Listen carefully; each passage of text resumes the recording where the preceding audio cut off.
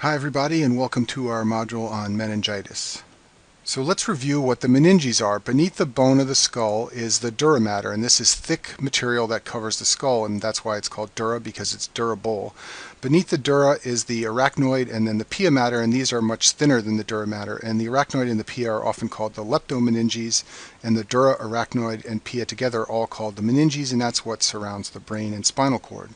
Meningitis means inflammation of the leptomeninges, and usually it's viral or bacterial, sometimes it's fungal, and very rarely it can be caused by things like cancer or sarcoid or inflammatory diseases. The symptoms people with meningitis get are fever from the inflammation and headache from inflammation of the leptomeninges around the brain, and then patients with meningitis often have photophobia. The mechanism of this symptom is not clear, but bright lights will bother someone who has meningitis. They'll want to sit in a dark room. And then a specific sign of meningitis is nuchal rigidity. So the nape is the back of the neck, and the nuchal area is the area related to the nape. So nuchal rigidity means it hurts to move the back of the neck.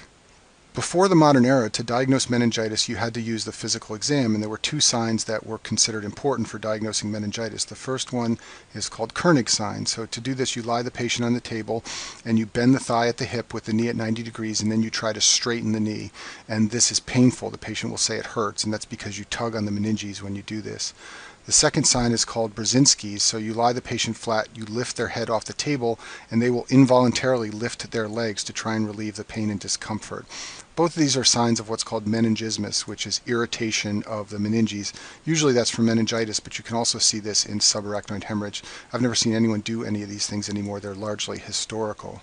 The way we diagnose meningitis in the modern era is by suggestive signs and symptoms, and then we do a spinal tap.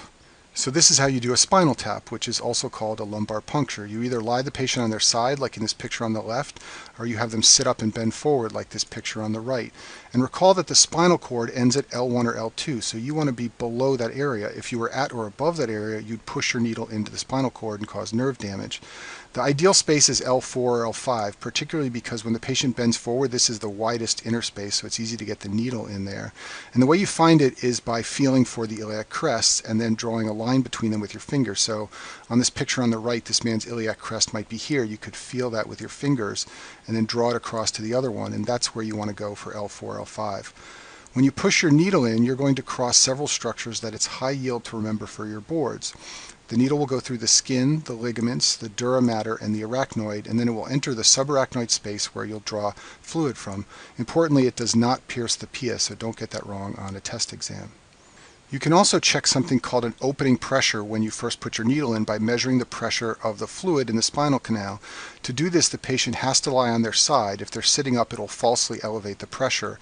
And a normal opening pressure is up to about 250 millimeters of water. If you get a pressure that's higher than this, it can be seen in some forms of meningitis, like bacterial and fungal or TB. And then it's also what's seen in hydrocephalus. So when you diagnose hydrocephalus or any cause of raised ICP, you have to do an opening pressure on a spinal tap. You can also drain fluid out to lower the intracerebral pressure, and this is a therapeutic maneuver done for people with pseudotumor cerebri and some patients with cryptococcal meningitis who have very high pressure in their spinal canal. There are some complications of meningitis that you should know about. It can cause death. Every once in a while there's an outbreak of meningitis at a college campus, and sometimes a young, healthy college student will die, and this is obviously very tragic. You'll often read about it in the papers. You can have scarring after meningitis, which affects the arachnoid villi and their ability to absorb cerebrospinal fluid, and you will get hydrocephalus from this. And I talk more about this in the module on ventricles and sinuses. You can have hearing loss after meningitis, and you can also have seizures after meningitis. And this is usually from bacterial meningitis, which is the more severe form. So if you're working in the emergency room and a patient comes in and you believe they have meningitis, you want to treat them with antibiotics. The problem is culturing their spinal fluid to determine the bug can take days, and you can't wait for that to drive your choice of antibiotic. So you're going to choose the correct drugs based on the patient's age and comorbidities and based on what you see when you do a quick analysis of the spinal fluid. And we'll talk about those things now. So after you do a spinal tap, you send the spinal fluid for four things. You want to know what cells are in it, how much protein's in it, how much glucose is in it, and then you want it to be sent for a culture. But of course the culture will take a couple of days to come back. So this slide shows the CSF findings in different types of meningitis, and you should make sure you're familiar with the slide because it's very high yield for all your step exams and even for internal medicine and emergency medicine boards. So in bacterial meningitis, you will see increased levels of polymorphonuclear lymphocytes, or PMNs, and that's what you'll see in the cell counts. The protein level will be increased and the glucose level will be low, and a lot of people remember this by thinking that the bacteria eat up the glucose and cause the level to be low. In viral meningitis, you see increased numbers of lymphocytes in the cell count. The protein level is normal or slightly increased, and the glucose level is normal. And then finally, in fungal or tuberculosis meningitis, which are very rare, you see high levels of lymphocytes, high protein, and also low glucose here. So normal CSF is clear. It may have up to 5 lymphocytes, but that's it. It normally should be sterile and have very few cells. It will have under 45 milligrams of protein, and it usually has more than 45 milligrams of glucose. The glucose level in the CSF is about 2/3 of the blood glucose, and a normal blood glucose is about 80 to 120. These are the antibiotics we use for meningitis: ceftriaxone, vancomycin, ampicillin, and gentamicin. And the reason we use these is because they all have good CSF penetration. This slide lists the causes of meningitis by age group and the antibiotics you use to treat them, so let's go through it carefully. So we'll start over here on the left with the newborns from 0 to 6 months. They often get meningitis from their mother in passing through the vaginal canal, so they have unusual bugs that cause meningitis. The first two are group B strep and E. coli, and then the last one is listeria, which affects people with poor cell-mediated immunity, so it tends to affect newborns and also the elderly. For children, young adults, and the elderly, the most common cause is strep pneumo in each group. It's also the most common cause overall. For children and young adults, the second most common cause is Neisseria meningitidis. And then what's different for children and young adults are the third and fourth most common cause. For children, it's H. flu and then enteroviruses. For adults, it's enteroviruses and then HSV. We'll talk about all these bugs more in this module. For the elderly, after strep pneumo, the most common cause is gram-negative rods, and then they tend to get listeria because just like newborn babies, they have poor cell-mediated immunity. So generally the treatment for most people you're going to see with meningitis is ceftriaxone plus vancomycin. That treats kids and adults. The only exception is in the elderly you add ampicillin to cover listeria. For newborn babies, you're going to treat them with ampicillin and gentamicin. They have a special regimen that we use to cover those bugs. So now we'll talk about each of those bugs in a little more detail. So Streptococcus pneumoniae is the most common cause of meningitis for all ages. It's a lancet-shaped gram-positive cocci in pairs, and you can get meningitis from this bug following a strep respiratory infection. So watch for a board question of someone who had a cold or pneumonia and then gets meningitis. People who are at increased risk are asplenic patients, so you need your spleen to clear this bug from the bloodstream because it's an encapsulated organism, and asplenic patients have trouble doing that. Sickle cell patients are what we call functionally asplenic, so they have a spleen but it's not working well because of the sickle cell anemia. And then for reasons we don't totally understand, alcoholics have a very high risk of getting strep pneumo, both pneumonia and meningitis. And strep pneumo causes other infections besides meningitis. It also causes otitis media in kids and pneumonia, and it can cause sinusitis. Neisseria is a gram-negative cocci in pairs. It's often called a diplococci, and it's transmitted by respiratory droplets. It gets into the pharynx and then the bloodstream and then winds up in the CSF where it causes meningitis. There are a lot of asymptomatic carriers, but for reasons we don't totally understand, this sometimes causes severe disease in certain individuals. These bugs have a polysaccharide capsule that prevents phagocytosis. That's one of the virulence factors for this bug. Then they also have something called a lipooligosaccharide, or an LOS, in their outer membrane. And this is like the lipopolysaccharide in gram-negative rods. It's an endotoxin with many toxic effects on the body, and it activates a severe inflammatory response and is part of the reason why this can be so deadly. People with Neisseria meningitis can get bacteremia complicating their meningitis, and this is called meningococcemia. And this is a very serious disease. It can kill people easily. It causes sepsis with fever, chills, and tachycardia. Patients can get a rash all over their body.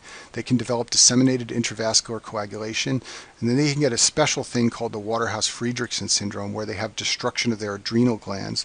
And what you're going to see in the patient is hypotension, so you need cortisol to maintain your blood pressure. So if a patient with meningococcemia suddenly becomes hypotensive, you have to think that they may have just destroyed their adrenal glands.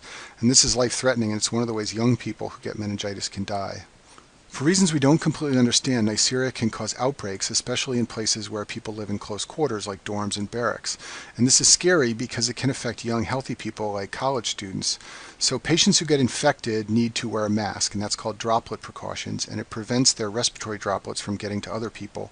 And close contacts, like someone's roommate at college, need to take prophylaxis. So the classic prophylaxis drug is rifampin, but rifampin changes the color of your tears and it can change your contact lens color, and a lot of people don't like to take it.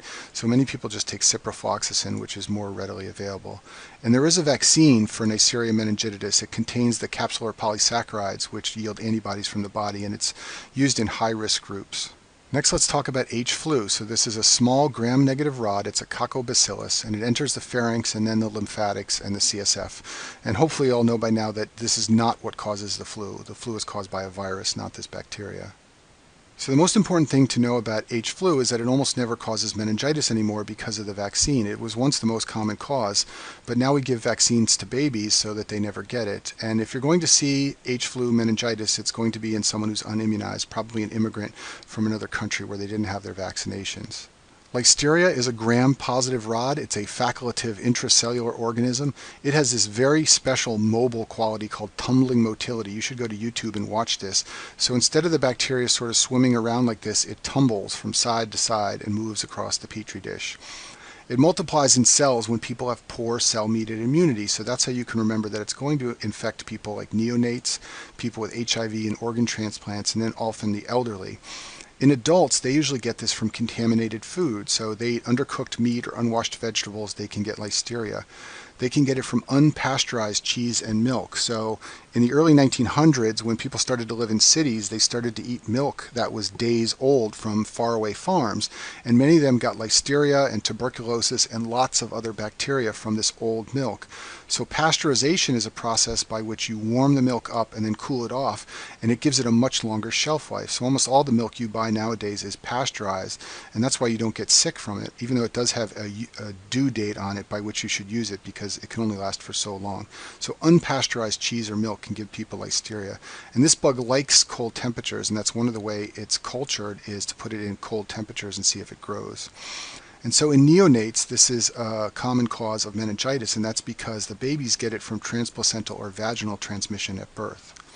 So group B strep is called strep agalactae, and it's gram-positive cocci in chains, not in pairs. It's catalase negative. All streptococci are catalase negative, and then it's beta hemolytic. So that's the pattern it exhibits when you put it on blood agar, is beta hemolysis. And then there's a test called the CAMP test, and CAMP, the letters stand for the 4 people who designed the test, and it tests for a CAMP factor, which is only found in group B strep. So that's another way it's identified in the lab.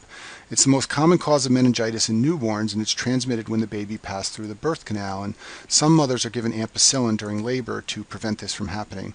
And keep in mind that babies who have meningitis may not have classic symptoms. They're not going to complain of photophobia and neck pain because they can't even talk. So they're going to have hypotonia. They may have a weak sucking reflex. They can get bulging fontanelles and sunken eyes from the inflammation in the meninges, and they can have poor feeding. So when you have a newborn baby who's failing to thrive, one of the things you sometimes need to do is a spinal tap to rule out meningitis. So E. coli is the second most common cause of meningitis in neonates. It's a motile gram-negative bacillus, and a bacillus and a rod are basically the same thing. One of its important virulence factors is that it has this thing called a K1 capsular antigen. This inhibits complement and basically allows the bacteria to avoid your immune system. It grows on certain media that it's high yield for you to know for your board, so it'll grow on blood agar, which is sheep's blood as the medium. It will grow on MacConkey agar. MacConkey agar selects for gram-negative bacteria, and basically if something grows on MacConkey agar, then it's an enteric bacteria from the GI tract. And it also grows on something called eosin methylene blue agar. So those are all the causes of bacterial meningitis. Now we'll talk about viral meningitis. And the old name for this is aseptic, because it used to mean you have the signs and symptoms of meningitis but no bacteria grow. It's usually caused by enteroviruses. So look for viruses like Coxsackie virus, echovirus, and poloviruses as answers on your boards for what causes viral meningitis. It's self-limited. It's sort of like a cold of the spinal canal. That's the way I think of it. You just give people supportive care like Tylenol and anti-inflammatories, and it usually goes away after a few days. All these bugs that cause it are single-stranded RNA viruses, and it's high yield to know that. And it's also high yield to know that fecal-oral transmission is the way by which people pick up these bugs. There are some other viruses that can very rarely cause meningitis, different than the viruses I just mentioned. Those include HSV, and we'll talk about this one in a minute. HIV can cause it, West Nile virus, and sometimes varicella zoster virus can also cause viral meningitis. So let's talk about herpes simplex virus. There's two important types. The first one is called HSV1, and this is what causes oral herpes, and it can also cause eye infections like keratoconjunctivitis, and it also can cause encephalitis, which we'll talk about in a few slides. And always remember that herpes simplex virus loves to infect the temporal lobe. That's high yield to remember. Now, herpes simplex virus 2 is what causes genital herpes, but one thing that's important to know is about a third of patients who get diagnosed with genital herpes have clinical findings of meningitis, like headache, photophobia, and meningismus. And then people who have HSV2 documented meningitis, about 85% of them have genital lesions. So they kind of go together, the meningitis from HSV2 and the genital herpes. Now, a lot of people remember that HSV1 affects above the belt, like the mouth and the eye, and HSV2 affects below the belt, like the genitals. The only exception to this is the meningitis business, so HSV2 can cause meningitis, and HSV1 will cause encephalitis. And you can treat both of these bugs with acyclovir, valciclovir, and famciclovir, the antiviral drugs. So usually when someone has viral meningitis, you don't do specific testing to figure out what the virus is. There's a couple of exceptions to that. If you think they might have HIV, then you obviously test their blood for HIV RNA and HIV antibody. If you suspect herpes simplex virus, you sometimes test for this, and antivirals can be given. For the other viruses, you usually only test if there's special reasons. Tuberculosis meningitis is really rare in the modern era, but it used to happen a long time ago when TB was more common. You can see it in immunocompromised people. Remember that the spinal tap will show high lymphocytes in TB meningitis, high protein, and low glucose. An important thing to know is that you need multiple CSF samples for this because it's hard to culture TB. You can sometimes do what's called an AFB smear, where you put some of the CSF on a slide and put a stain on it and look for acid-fast bacilli. It's a quick way to test for TB, but it's often negative.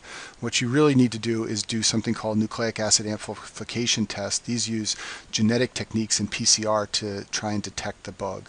So encephalitis is a related condition to meningitis, and encephalitis is brain inflammation.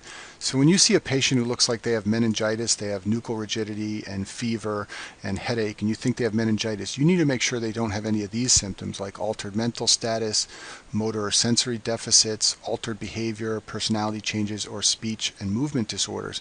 If any of these things are present, it suggests they actually have encephalitis, not meningitis.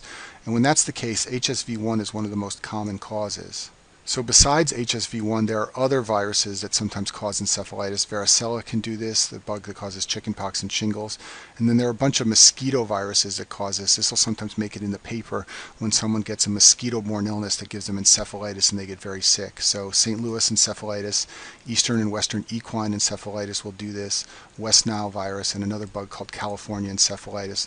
All of these get in your body when a mosquito bites you and then cause encephalitis. I've listed here some other very rare causes of encephalitis. You'll never see any of these clinically, but they're worth knowing for your board. So Lassa fever is a bug spread by mice, and it's a nasty, nasty disease that's similar to Ebola. So people get encephalitis, but they also get many, many other symptoms. So they get inflammation of their lungs and their GI tract and their heart and their eye, and they can get very sick and die from this. Measles doesn't happen in the US anymore because of vaccination, but people from other countries or unvaccinated children can get measles, and then what happens is they survive, but 5 or 10 years later they can get something called subacute sclerosing panencephalitis, where basically they get inflammation of their whole brain. It's usually fatal. It's very hard to treat, and remember, it will come on years after the initial infection. Naegleria fowli is a protozoa. It's actually an amoeba, and it's found in freshwater lakes. People call it the brain-eating amoeba, and this is really rare, but if you're going to see it, it's going to be a board question where someone's been swimming in freshwater lakes, and then they're going to come in with fever and mental status changes and encephalitis. Basically, the bug gets in through your nose and then goes into your brain. And then patients with end-stage HIV and AIDS can get subacute inflammation of the brain. It's called HIV encephalitis. They have to have a very low CD4 count, usually under 200, and they get these multinucleated giant cells all over their brain, and they get brain atrophy, and that's HIV encephalitis. And that concludes our module on meningitis.